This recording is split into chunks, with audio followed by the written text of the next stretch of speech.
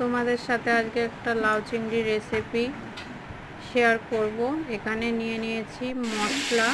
চিংড়ি মাছটা হলুদ লবণ দিয়ে একটু ভেজে নেব।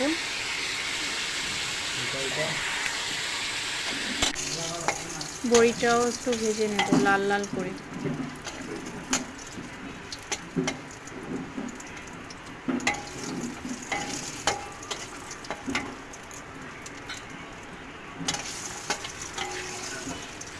দেখো লাল লাল করে বড়িটা ভাজা হয়ে গেছে, এবার তুলে নেব।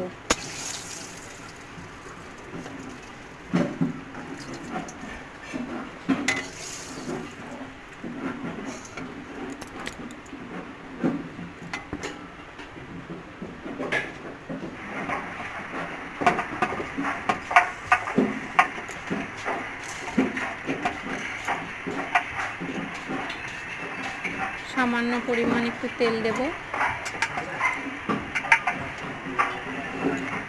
শুকনো লঙ্কা ফোড়নে দেব 5 ফোড়ন আর তেজপাতা।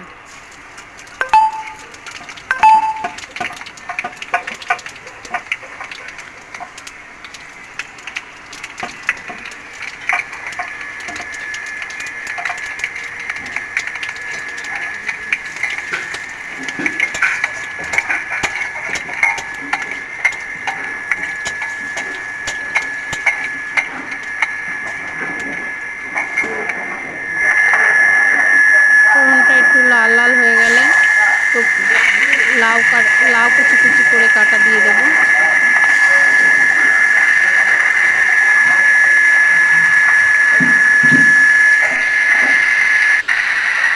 এবার হলুদ আর লবণ দিয়ে একটু লাউ ঘন্টটাকে হলুদ দিয়ে আর লবণ দিয়ে লাউ ঘন্টটাকে এবার নাড়াচাড়া করব কিছুটা।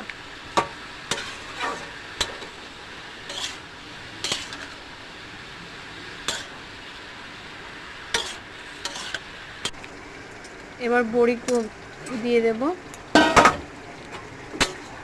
সাথে চিংড়ি মাছ ভাজাও দিয়ে দেব।